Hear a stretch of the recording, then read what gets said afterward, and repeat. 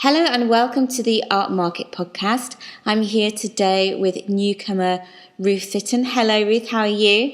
Hi, I'm great, thank you. So tell us a little bit about your background and what you do. I studied music at the University of York. I have always been very passionate about drawing and painting. I've always said that she first knew I was going to go down an artistic route when I was about 3, and one of my pictures was published on the front of the nursery magazine. It was a camel, but I had painted the camel for some unknown reason bright red and decided to title it Camel with Sunburn. Yes, I've always been very creative and painting and drawing all sorts of things since I was very small. I've been drawing portraits since I was about 16 or 17. I can't remember why I first started, probably because I liked the idea of the challenge, but it's grown into a real passion.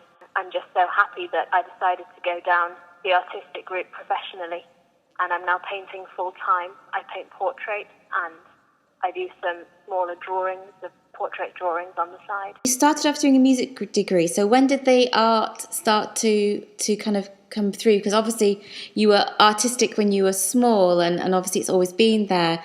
When did the art take over from the music?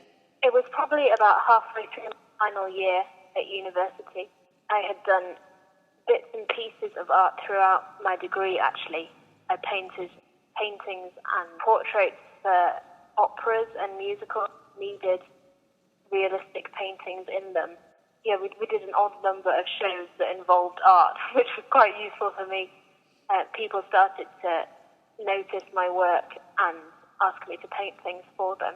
Halfway through my final year, I realised that actually that was what I really wanted to do full time, and people were obviously interested in my work to the point that I would be able to use it commercially. But I decided that I needed to use oil paint, really, if I was going to become a professional. So I immersed myself in that for months, and I took courses and did lots of training. I've come to where I am now. I've been painting solidly for over a year now. The third year of university was your transition stage.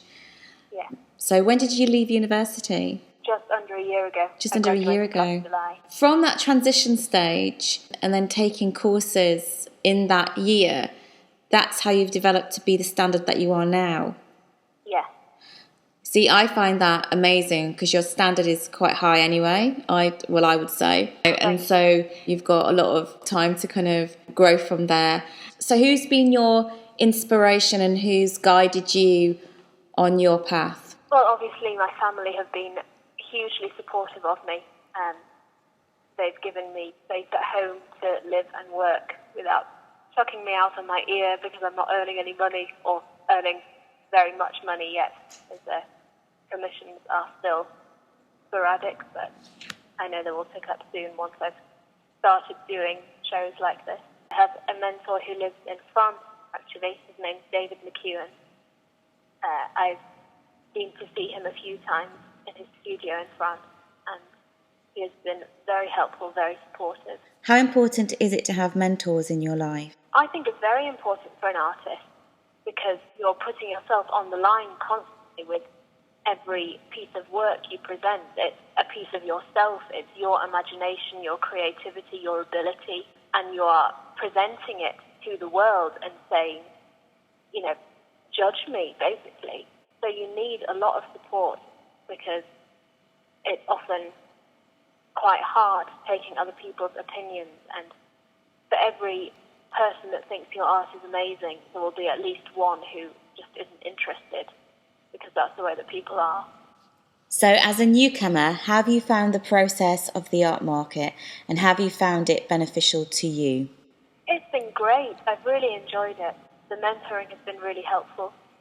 One of the main things that I picked up from that was the importance of presentation and particularly framing. Victoria said that you don't want to present a piece of work that has taken you several weeks to complete in a frame that has taken someone 20 minutes to make in a factory. I thought that was a very good point, and since then I have had several pieces framed properly, and I'm very pleased with the result. There's that saying that it doesn't take an artist a day to make something, it takes all of their lives, meaning with their experiences, what they're inspired by, what they receive, how they grow, the training they've had. So it's best when you get a chance to show your work, show it in the best light possible. So what are you looking forward to the most this Sunday? Just the experience, really. I've not shown my work in public before, hence being a newcomer.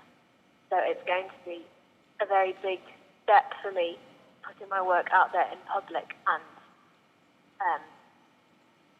gauging people's responses to it. I've brought some drawings with me that are going to be for sale, so it would be nice to sell some of those. I'm also going to be painting live on the day, so that's probably going to be quite nerve-wracking, really. I've never painted in front of anybody before. Would you say that this is a good stepping stone towards the next direction of your career, doing the art market? Yeah, definitely. It's been really helpful as a kind of first step, and it's taught me an awful lot about organisation and the commercial side of things, and it's made me think about them earlier than I probably would have. It's just really good to be in that setting amongst other artists, designers, having conversations with them, sharing. The art world is very, very friendly, and it's very giving as well, which I think you'll kind of benefit from that community. So look forward to seeing you on Sunday. Really excited to see your work. Thank you for speaking to me. You're very welcome. Thank you. If you would like to know more about the art markets, go to www.artmarkets.co.uk. The art market is on this Sunday at Holmfirth Indoor Market 10 till 4, and the following Sunday, the 29th of June 2014, at Holmfirth Indoor Market. We look forward to seeing you all there. Thank you for listening.